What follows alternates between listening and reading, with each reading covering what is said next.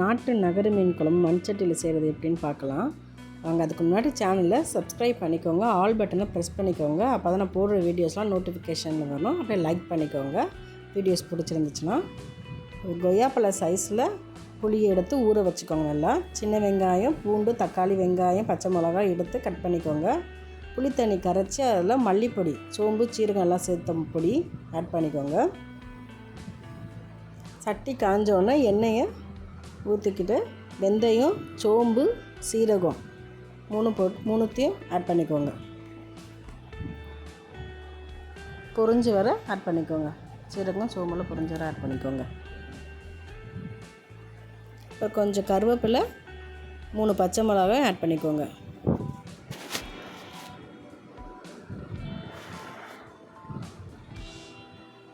ஒன்று சேர்த்து நல்லா கிண்டி விட்டுக்கலாம். அப்புறம் கட் பண்ணி வச்ச வெங்காயம், பூண்டெல்லாம் சேர்த்துக்கலாம். அதில் ஃபஸ்ட்டு வெங்காயத்தை சேர்த்துக்கலாம். வெங்காயத்தை ஆட் பண்ணிக்கிட்டு ஒன்று சேர்த்து கிண்டிக்கலாம். அப்புறம் பூண்டு ஆட் பண்ணிக்கலாம். அப்புறம் தக்காளியும் ஆட் பண்ணி நல்லா இந்த மாதிரி வதங்கிடட்டும். வதங்கினதுக்கப்புறம் வெறும் மல்லி தூள் 1 ஸ்பூனு, ஃபஸ்ட்டு மிளகாத்தூள் 1 ஸ்பூன் போட்டுக்கலாம். அப்புறம் வறுத்த மல்லி அந்த தூள் 1 ஸ்பூன் போட்டுக்கலாம். சேர்த்துக்கிட்டு ஒன்றா கிண்டிக்கலாம்.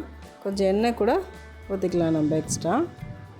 கரைச்சி வச்ச புளி தண்ணி, மல்லிப்பொடி, சோம்பு, சீரகப்பொடியெலாம் இருக்குல்ல, அதெல்லாம் ஒன்றா ஊற்றிடலாம். அதில் ஒன்றா ஊற்றி சேர்த்து கிண்டி விட்டு தேவையான அளவு உப்பு சேர்த்துக்கலாம்.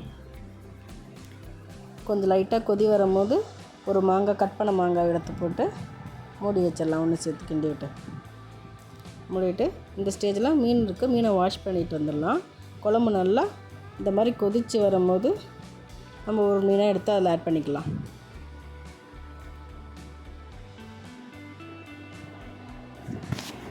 கொதித்து வற்றிருக்கு. இந்த ஸ்டேஜில் ஒவ்வொரு மீனாக போட்டுக்கலாம். ஒவ்வொரு மீனாக சேர்த்துட்டு மூடி வச்சிடலாம். மூடி வச்சுட்டு ஃபைனலாக மல்லி இலையை கட் பண்ணி வச்சுருக்கிறத லாஸ்ட்டாக ஆட் பண்ணிக்கலாம். வீடியோ பிடிச்சிருந்துச்சுன்னா லைக் பண்ணிக்கோங்க. ஏதாவது டவுட் இருந்தால் கமெண்ட் பண்ணுங்கள். கமெண்ட் பாக்ஸில் போய் கமெண்ட் பண்ணுங்கள்.